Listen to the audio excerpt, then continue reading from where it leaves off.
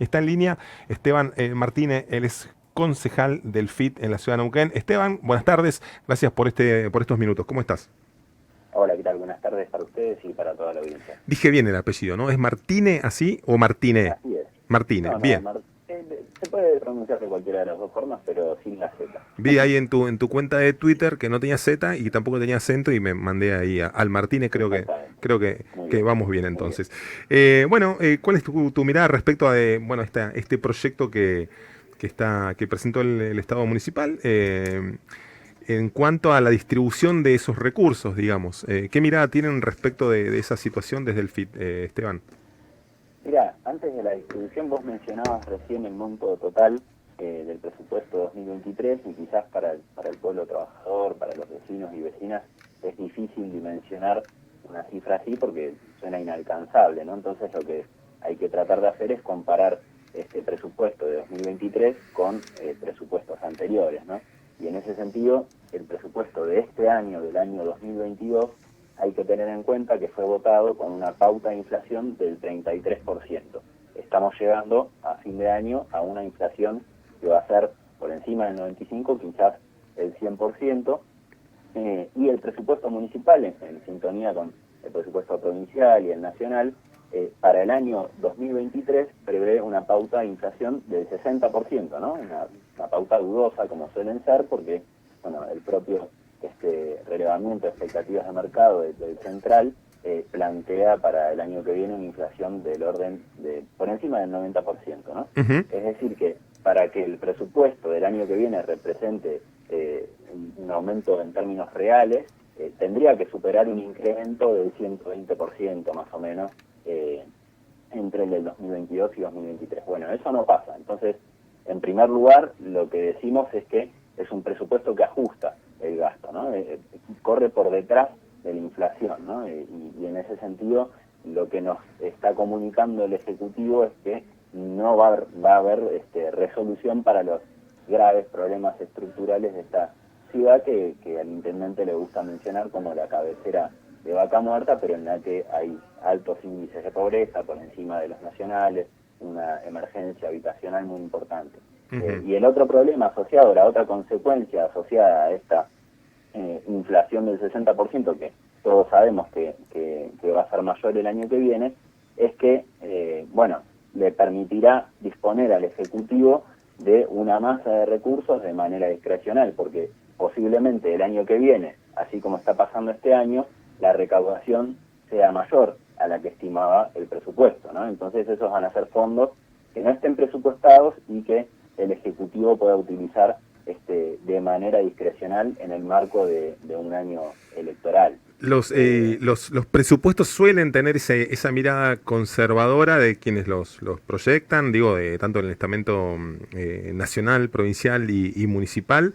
Suele haber un cálculo conservador habitualmente, ¿no? Suelen estar, bueno, a la baja, digamos, ¿no? Pero en un contexto inflacionario como el que viene atravesando Argentina en los últimos, sobre todo en los últimos 3 4 años, es como que, bueno, esas proyecciones conservadoras ya desde el vamos, por estilo casi, por casi un manual de estilo de la política o de los gobiernos, como que tienden a quedar muy lejos del monto recaudatorio final, ¿no? En función de estas proyecciones inflacionarias que terminan materializándose, ¿no? Claro, bueno, este año la inflación va a ser el triple de lo que se proyectaba para el presupuesto 2022, ¿no? Y vos mencionabas recién el tema del ingreso por regalías.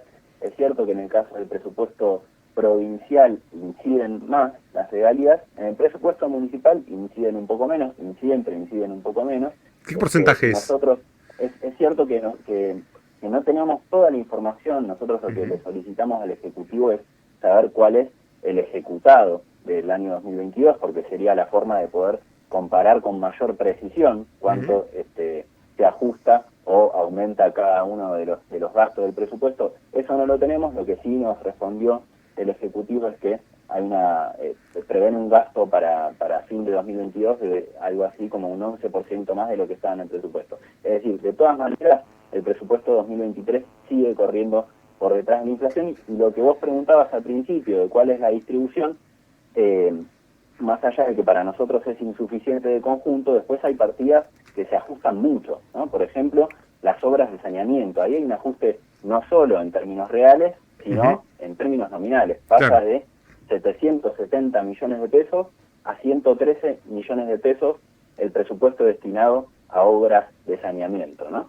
Y hay otras partidas que sí aumentan por encima de la inflación. Perdón, ¿me puedes repetir este último dato de las obras de saneamiento? No alcancé a escucharte bien, tuve una pequeña interferencia.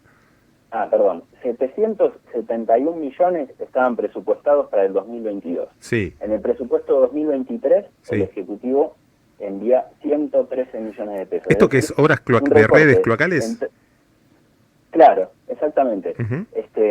Entonces, con los problemas que hay en la ciudad asociados a los desechos, Raro, ¿no? Es un recorte muy importante. En términos nominales, en términos reales, es posiblemente del 93%, es decir, vuelan casi todo el presupuesto de obras de saneamiento. Pero hay otras áreas en las que el presupuesto sube. Por ejemplo, las transferencias al sistema de transporte urbano de pasajeros. 1.900 millones de pesos es lo que prevé el Ejecutivo para el año que viene en transferencias a las empresas de transporte, que como lo dijimos en su momento, cuando se discutió esta nueva concesión, lo que está haciendo el Ejecutivo es garantizar una tasa de rentabilidad a las empresas con montos millonarios, ¿no? En su momento había un trabajo de la Universidad del Comahue que planteaba que la tasa de rentabilidad debía ser del orden del 10%, bueno, el Ejecutivo pensaba un 15% de rentabilidad.